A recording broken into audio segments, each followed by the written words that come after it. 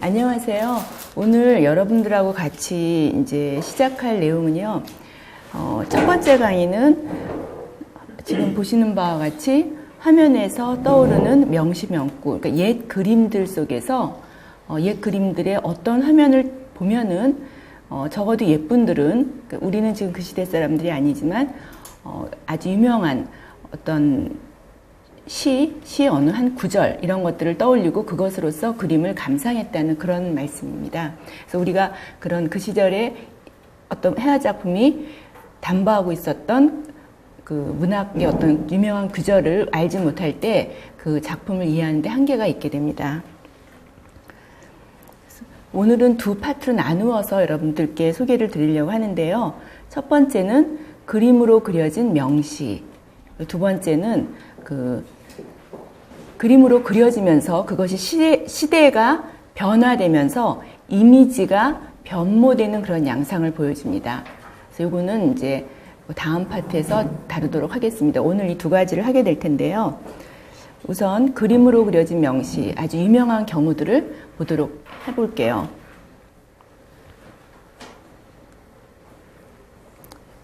지금 이 그림은요, 아주 작은 화첩에 그려져 있는 그림과 그 옆에 저렇게 시가 적혀 있습니다. 우리 때는 한문이라는 수업을 배울 적에 중학생 단계에서 저 정도 시를 배웠었는데요. 왜냐하면 별로 어려운 글자가 없어서 읽기가 좋은 그런 시 중에 하나예요. 내용을 보도록 할게요. 여기 지금 맨 밑에 화가 이름이 적혀 있는데 화가 이름은 장만득이고요. 아마 우리한테도 그렇게 낯익은 이름은 아닙니다. 조선시대 18세기 전반기에 화원화가였습니다. 공실에서 활동한. 보시면은 여러분들 밑에 글자가 보이시나요? 장만득이 그린 송화 문동자도라고 되어 있고, 이 그림의 왼편 위에 보면은 그 송화 문동자라 이렇게 적혀 있죠. 그래서 그림 제목을 그렇게 붙인 것입니다. 이 그림은 만고기관이라고 하는 책자 속에 들어있어요. 그래서 몇십 페이지로 이루어진 이 책에는 이렇게 펼칠 때마다 오른편에는 그림, 왼편에는 이렇게 글이 적혀 있어요. 지금 이 화첩은 삼성 리움에 소장되어 있습니다. 그래서 가끔 한 페이지를 펼쳐서 이렇게 전시를 하는 것을 만나볼 수 있어요. 이러한 그 겉표지를 가진 책이에요. 이거 유사한 책이 또 일본에도 있습니다. 그 내용은 거의 같은, 그래서 다 합하면 거의 100여 쪽에 해당하는 그러한 책을 만들었는데, 이것은 아마 그 왕실에서 옛날 고전을 공부하기 위해서 만들었던 책으로 지금 판단을 하고 있어요. 책 제목은 특별한 뜻이 있는 건 아닙니다. 만고야, 아주 오랜 역사 동안에 걸쳐진 기이한 그 장면이 보여지는 문구, 이런 뜻이겠죠. 그래서 거기에 해당하는 그림을 그려 넣은 것이에요. 장만득 외에 여러 화원화관들이 그 그림을 그려서 이것이 그 고전 학습을 위한 그림책, 그 왕실의 그림책을 우리가 이제 한 페이지를 보게 되는 것입니다. 자, 아까 보셨던 그림인데요. 이 시를 쓴 사람은 당나라의 가도라고 알려져 있습니다. 이러한 그 오원절구의 시인데요. 내용은 이렇습니다. 송화 문동자, 소나무 아래서 동자에게 물었더니 언사 채약거 말하기를 스승께서 약해러 가셔서 지제 차 산중, 다만 이 산중에 계신 것은 분명한데 운심 부지처, 구름이 깊어서 어딘지를 모르겠네요. 이런 뜻이에요. 그래서 내용을 보면은 누군가가 지금 가서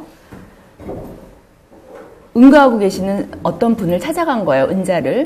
그랬더니 은자는 집에 없고 집 지키는 동자가 하는 말이 저 산에 가셨는데 구름이 깊어서 저 산 어디에 계신지 모르겠어요. 이렇게 대답을 하는 겁니다. 그래서 찾아간 사람은 자신이 찾으러 간 그 은자를 지금 만나지 못하고 있는 그런 상황을 읊은 것이에요. 그래서 이것을 이제 장만득이 착실하게 이제 그림으로 표현을 했습니다. 보시면은 시의 내용을 거의 다 잘 옮겨놓고 있어요. 그렇죠? 뭔가 어떤 산 속에 은자가 사는 집이 있고 단정한 조그만 집이 있고 거기에 먼 길을 걸어서 찾아갔더니 동자가 저 산속에 계세요. 이렇게 말을 하면 산을 이렇게 가리키고 있는 그림입니다. 가도라고 하는 시인은요, 당나라 그 9세기 때 시인이에요. 뭐 이 제목은 이렇게도 쓰이고 조금 다른 제목도 있는데요. 그 제목은 이렇습니다. 은자를 찾아갔으나 만나지 못하다. 우리 요 사이에는 이런 일이 별로 흔치는 않아요. 왜냐하면은 미리 다 핸드폰으로 서로 약속을 하고 만나기 때문에 뭐 찾아갔는데 못 만나다. 이렇게 못 만날 사람을 찾으러 가는 일은 별로 없어요. 근데 당나라 시에 보면 이런 경우가 참 많아요. 누구를 찾으러 갔는데 그 사람을 못 만나다. 그래서 사실은 그 못 만나야지 은자죠. 은자가 사람 접대 다 하고 있으면 은자 아니잖아요.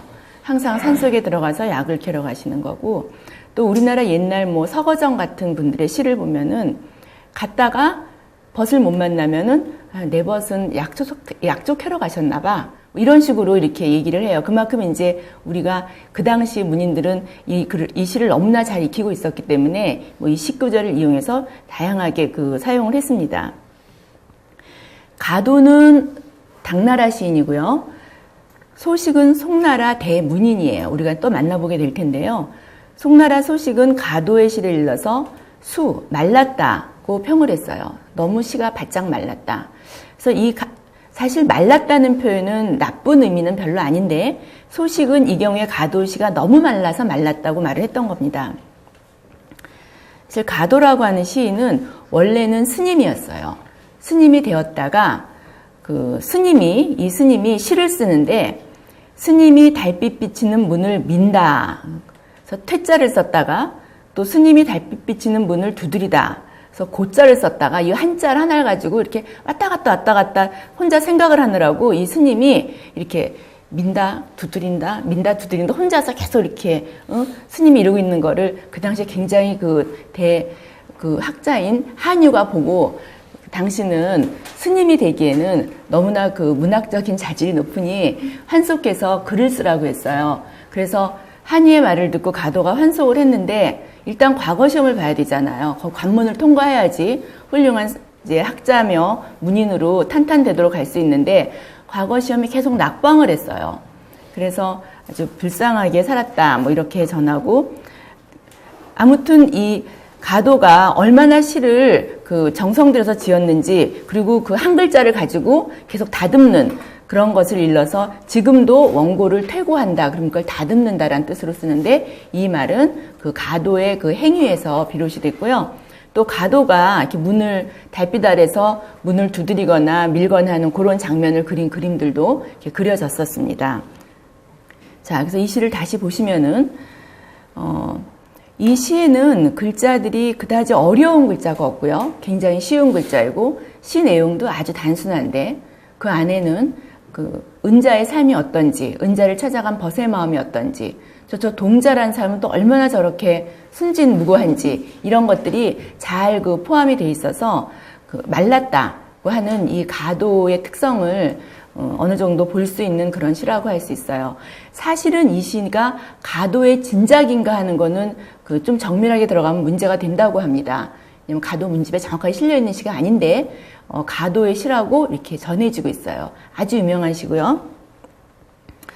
지금 보시는 이 그림, 장만득이라고 하는 화가가 이렇게 그렸는데, 이 후에도 여러분들이 무슨 도자기라든지 그림에서 소나무 밑에서 동자가 이렇게 손짓을 하고 있는 그림은 다 이 시를 그린 그림입니다. 많이 그려졌습니다. 따라서 지금 이 화가가 그린 이 이미지라고 해야 될까요? 이 유명한 시를 어떻게 그릴 것인가 특별한 고민을 하기보다는 그냥 있는 그대로, 그리고 많이 전해지는 이미지를 잘 다듬어서 깔끔하게 그려낸 그림이라고 볼 수가 있어요. 어떻게 말하면 시는 아주 다듬어져서 뭔가 응축돼 있고, 정말 주인공인 은자는 나타나지 않는 그런 기묘한 기법으로 시가 적혀져 있는데, 그것을 그린 그림은 시에 등장하는 모든 두 인물이 정확하게 나타나 있어요. 그래서 시의 경지만큼 이 그림의 경지가 잘 그려졌는가 하는 거 우리가 판단하는 데 좀 어려움이 있죠. 그러니까 지금 화원화가가 특히 이 화가는 그 그림을 특별히 잘 그린다기보다는 색을 참 설치를 곱게 한 화가로 이렇게 이름이 정평이 나 있습니다. 그래서 화원에서 이런 이미 정해져 있는 이미지들을 잘 그린 그런 화가였고요. 따라서 우리는요, 이렇게 그 정밀하게 그려놓은 그림, 또 손가락을 아주 길게, 그쵸? 저기 있다고 표현한 이런 그림들을 이렇게 잘 보면서 뭘 생각할 수 있냐면, 그 당시, 이게 왜 안 올라가? 이거는 이제 그 손가락 끝으로 가리키는 그 깊은 산속 어딘가에 스승이 있는 그런 곳이 되겠습니다. 따라서 우리가 이 화면을 보면서 우리는 지금 이 시만큼 이 그림이 정말 잘 그려졌는지는 좀 의문스럽지만 조선시대 18세기 전기에 그 왕실에서 이 시를 교육시키기 위해서 그려졌던 그림인 만큼 이제 우리가 이만큼 보면서 저 시와 저 그림을 통해서 저 시를 좀 충분히 잘 익히는 그런 기회는 됐을지도 모르겠어요. 여러분들 어떠세요? 원래 이 책을 만든 목적은 그거였고, 그러니까 이 시 이상의 어떤 멋있는 그림을 그리자가 아니라 이 시의 내용을 잘 전달해서 시를 잘 익힐 수 있도록 이렇게 그림의 삽도처럼 그림을 그려준 거예요. 그래서 이 책은 그런 목적으로 만들어진 책이어서 페이지를 펼쳐보면은 아주 그 좋은 시가 있고 그 앞에는 그 시를 잘 반영한 그림을 그려서 그 시를 잘 익힐 수 있도록 해준 그런 화면입니다. 따라서 여러분들께서는 이 화면을 통해서 이 시 한 편을 잘 익힐 수 있다면 이 그림의 덕을 충분히 봤다고 할 수가 있어요. 자, 지금 우리가 한 편의 시와 하나의 그림을 봤잖아요. 그림과 시의 관계는 상당히 쉽지는 않습니다. 한 편의 시를 어떻게 한 폭의 그림으로 그릴 수 있는가 하는 문제는 이미 중국에서부터 지금까지 문제가 되는 거고 또 많은 학자들은 결코 그릴 수 없다라고 이야기를 합니다. 그러니까 시라고 하는 장르는 엄격하게 시간 예술이고 이 그림이라고 하는 장르는 엄격하게 공간 예술이어서 이들은 서로 이렇게 만날 수 없는 경계선에서 만날 수 없는 이들인데 그것을 사실은 옛 문화 속에서는 시가 더 지위적으로 위에 있어서 그 시를 그림이 그려주려고 그것을 표현하려고 하는 그런 노력들을 많이 보여주고 있어요. 그러니까 거꾸로 되는 경우는 별로 많지 않고요. 그러니까 이미 적혀져 있는 글 그리고 훌륭한 문인이 적은 시 이런 것들을 이제 그림으로 그리려고 노력한 작품들이 이제 많다는 겁니다. 그래서 우리가 문학을 이해하기에 이제 그림이 사용된 경우가 되겠지만 사실은 그러한 문학적 내용을 바탕으로 또 그림들이 많이 그려졌기 때문에 그림의 좋은 배경이 되면서 동시에 그림의 어떤 좋은 자양분이 되었고 그림을 또 성숙하게 해주는 그런 한 요인이 되었다고 볼 수가 있어요. 자, 그럼 다음 그림 한번 보도록 할게요. 여러분들 이 그림은 어떠세요? 딱 보시면 이거 상당히 작은 그림인데요. 그래도 많은 사람들이 참 그림 좋다라고 말하는 그런 그림 중에 하나예요. 이렇게 막 공들여서 대단하게 그린 대작은 아니에요. 지금 이 그림 사이즈를 한번 보시면은요. 36.1cm니까 별로 크지 않은 그림이죠. 우리 보통 이제 이렇게 달려있는 글을 캡션이라고 부르는데요. 도판 설명글은 아니고 간단히 보통 이제 그림 저자를 쓰고 그림 제목 쓰고 그리고 시대도 쓰고요. 그다음에 그 바탕, 그다음에 크기, 소장처 이런 걸 적게 돼 있어요.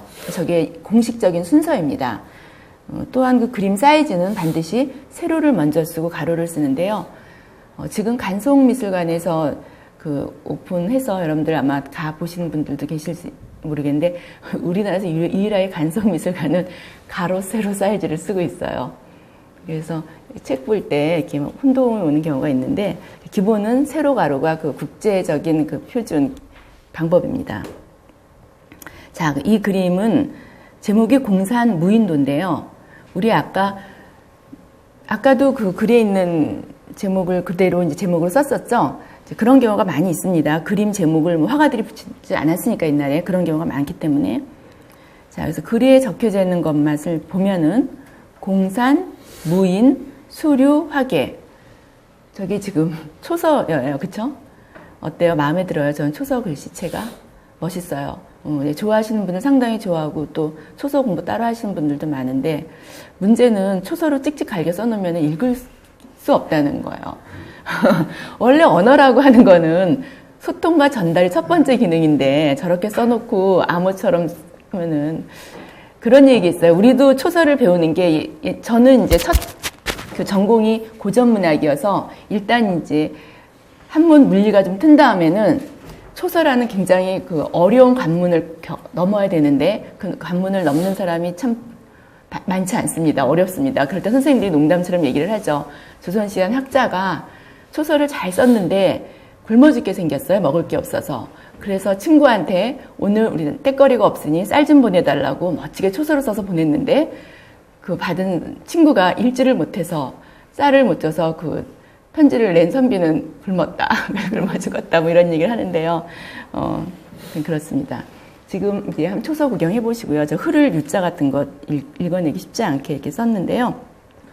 지금 저 글자가 들어가 있는 시를 이제 소개를 하도록 할 텐데 일단 저 8글자를 읽어보면 공산무인 수류하게예요. 여기도 어려운 글자는 없어서 여러분들께서도 대충 무슨 뜻인지 알 수 있을 거예요. 그쵸? 뜻이 어때요?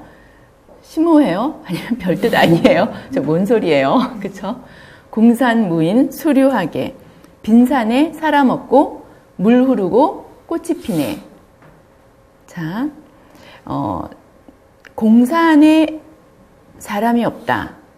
저 이 구절부터가 참 재미있다고 생각하는데요.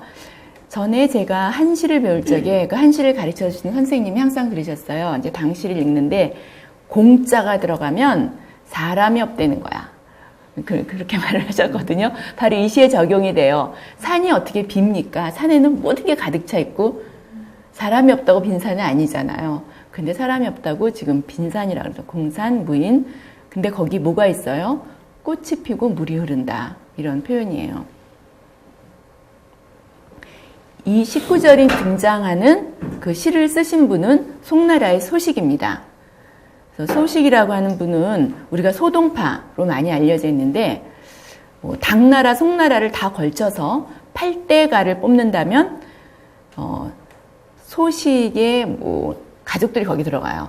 그런데 그 중에서도 소식이 최고다, 소동파가 최고다 그러거든요.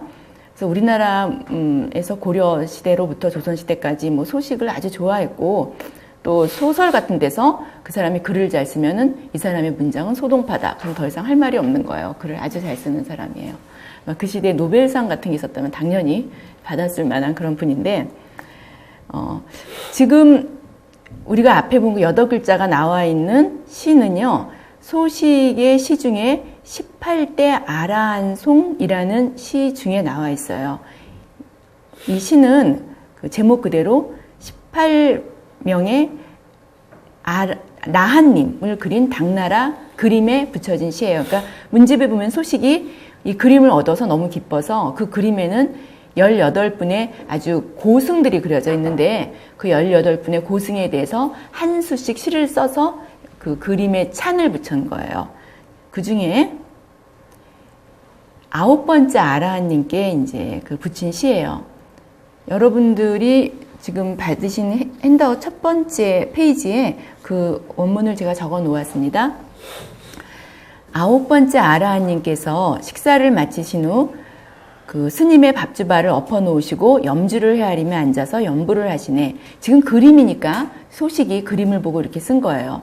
그 아래서 동자가 불 붙여 차를 다리느라 연못에 물통 담궈 물을 담고 있네. 어떤 그림인지 대충 이제 그림이 그려지시나요? 그 옛날 그 나한을 그린 그림을 보면은요, 나한을 얼굴을 아주 추하게 그렸어요. 쭈글쭈글하게. 그래서 그 스님의 정신적인 경지가 높을수록 주름이 아주 많고 쭈글쭈글하게 그렸던 것이 참 재미있는데요. 조선시대 우리나라 초성화들을 보아도요, 그 검버섯이 많으면은 검버섯이 많은 걸 아주 강조해서 그려줬어요. 요즘처럼 검버섯을 빼는 걸 보면은 아마 깜짝 놀라실 텐데 어른들은, 왜냐면 검버섯이 많은 것은 그만큼 오래 나이가 들면서 많은 일을 하시고 고생을 많이 하셨다는 뜻이기 때문에 본인이 고생을 하면 덕은 다 다른 사람한테 가는 거죠. 그래서 그거를 이렇게 칭송하는 의미에서 그 주름과 검버섯을 그리는 것을 좋게 여겼습니다. 근데 지금은 우리는 그걸 별로 안 좋아하는 그런 경향이 있어요. 자, 그리고 그 이렇게 시를 지으시고 거기다가 이제 찬을 붙였어요. 여러분들 원문에 보면은 송왈 이렇게 붙어 있죠. 그러니까 이거는 이제 노래처럼 부를 수 있게 사실 만든 거예요. 우리 찬송가제 송자인지 이런 송자인데요. 식사 이미 마쳤으니 이제 앞에 읊은 시를 다시 한번 노래로 만든 거예요. 발이 떼었고 앉으셨네. 동자가 차 복량하려고 대롱에 바람 불어 불 붙이네. 내가 불사를 짓노니 깊고도 미묘하구나. 빈산에 사람 없고 물 흐르고 꽃이 피네. 이렇게 나와 있어요. 맨 마지막 구절에 약간 좀 뚱딴지처럼 갑자기 빈산에 사람 없고 물 흐르고 꽃이 피네 라는 이 구절이 여러분들은 어떻게 느껴지세요? 지금 이 아라님은 식사를 마치셔서 배가 부를까요? 배가 고플까요? 배가 이제 부르시고 그리고 차를 이렇게 기다리는 순간이에요. 편안하게 여러분들 그 배고플 때 보는 거랑 배가 불렀을 때 보는 거랑 다를 수도 있는데 이제 산을 다시 이렇게 보니까 산의 풍경이 빈산에 사람 없고 물 흐르고 꽃이 피네 이런 그 어떠한 그 정신적으로 경지에서 이 정신적인 높은 경지에 있는 스님께서 식사를 하시고 이렇게 산을 봤을 때 그 산의 풍경을 이렇게 묘사를 한 겁니다. 그래서 요 귀절은 그 스님들이 다시 가져가요. 그래서 그 송대 선종 스님들이 가져다가 이 귀절을 가지고 화두로 삼아서 그 깨우침의 어떤 그 깨우침을 할 때 이 귀절 가지고 마음을 그 명상을 하는 그런 화두로 삼기도 하고 이런 귀절이 됩니다. 그래서 이제 유명해진 거죠, 이 귀절이. 시의 끄트머리면서도 선종의 그 스님들이 이걸 가져가서 그거를 진짜 그 불사에 사용을 하는 그런 명구가 됐어요. 그럼 소동파는 어떻게 이런 훌륭한 8글자 명구를 그림을 찬양하면서 덜컥 사용할 수 있었을까? 지금 여러분들 보시는 시는요, 당나라 위흥물의 시예요. 우리나라 율곡 선생이 참 좋게 생각했던 시인입니다. 근데 옛날 분들은 자신이 새로 짓는 것도 좋아했지만 남이 지은 데다 차원하는 거를 아주 좋게 생각했어요. 자기가 좋아하는 시가 있으면은 운자를 맞춰서 다시 이제 시를 짓고. 근데 이러한 그 위흥물의 시에다가 소동파가 다음 세에 이렇게 글을 만들어 같이 붙였어요. 그래서 낙엽이 빈산에 가득하니 어디서 간자치를 찾을 것인가 하는 19절에 소동파가 이어서 암자 안에 사람에게 물으니 빈 곳을 누비시니 본래 자치가 없답니다. 여러분 사실 이거 시상은 아까 그 송화 문동자랑 비슷하죠. 그러니까 이러한 시상이 그들한테 이렇게 중복돼서 나타나는 거예요. 은자에 대한 은자를 찾아간다 만나지 못하는 이제 그런 것들. 자, 그래서 여기서 보면은 공산의 무적. 이런 개념을 소동파가 만들었어요. 그래서 소동파는 참 그 자신이 이렇게 이어서 뭔가를 만들었는데 자꾸 찾으니까 이미 당나라 때 이런 식구가 있었다는 거죠. 공산이 아니라 공곡에 사람이 없을 때 물 흐르고 꽃이 피네. 그럼 소동파가 만든 건 별로 없어요. 그쵸? 소동파 만든 건 소동파 띄어다 쓴 거예요. 근데 띄어다 써도 잘 띄어다 써서 그 유명해진 거죠.